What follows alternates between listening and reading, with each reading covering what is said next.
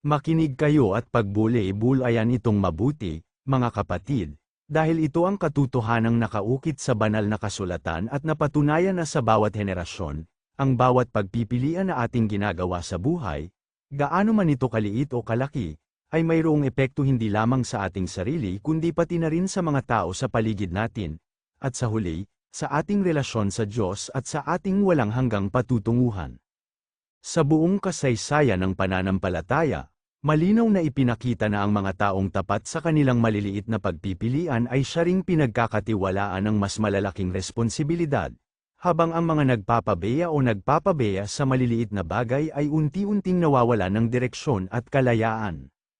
Ito ang payo ko sa inyo base sa katotohanan, huwag ninyong ipagwalang bahala ang kapangyarihan ng bawat desisyon, dahil ang isang maliit na paglihis sa daan ay maaaring magdulot ng malaking pagkaligaw sa paglipas ng panahon, at ang isang tapat na pagpili ay maaaring maging simula ng isang malaking pagpapala.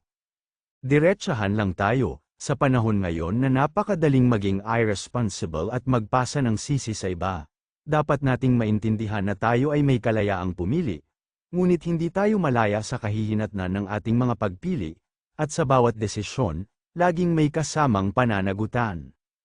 Tandaan ninyo, ipinahayag mismo ng Diyos na tayo ay Kanyang binigyan ng kakayahang pumili sa pagitan ng buhay at kamatayan, ng pagpapala at sumpa, at ang Kanyang payo ay laging piliin ang buhay. Huwag ninyong sayangin ang inyong buhay sa paggawa ng mga pagpipilian na panandalian lamang ang dulot na kasiyahan ngunit pangmatagalan naman ang kapahamakan, dahil ang bawat binhi na ating itinanim ay siya ring ating aanihin.